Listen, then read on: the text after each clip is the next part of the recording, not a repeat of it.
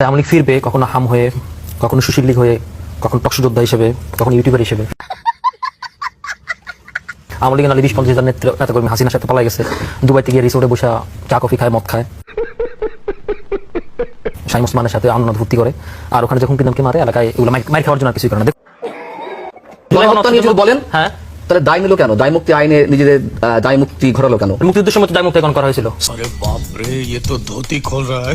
তো আপনি এখন আওয়ামী লীগের এই মানে সহিংসতাকে আপনি ভ্যালিডিটি করতেছেন এখানে। সহিংসতা আপনার কিছু সহিংসতা বলেন, ব্যাখ্যাটা দিন।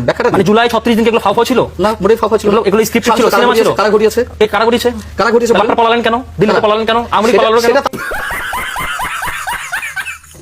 মানে এটা বাতিল করার জন্য কোন সরকার তাই বলবে, কারণ একটা প্রাইম মিনিস্টার ছিল। কেন? মুক্তিযুদ্ধে অসংখ্য স্মৃতিচিহ্ন ধ্বংস করা হয়েছে। গণভবন মুক্তিযুদ্ধ ছিল। হাসিনা তার বাপের সম্পত্তি বানায় নিছে। আমি সঠিক বলেছেন। মার্কিন ডিপ স্টেটের প্ল্যান অনুযায়ী খেলা হয়েছে, নির্বাচন হয়েছে। দিল্লিতে পারছে ডিপ স্টেটের প্ল্যান। তার তো কিছু সাইড এফেক্ট থাকে, সব প্রত্যেক জিনিসের একটা সাইড এফেক্ট থাকে। তাহলে এই ধরনের কনস্পাইরেসি নিয়ে আপনি কথা বলেন, লজিক ছাড়া, আপনি প্রমাণ নাই লজিক ছাড়া। ये बहन चो सारे मिलके हमको पागल बना रहे हैं, मादर चोत के बच्चे।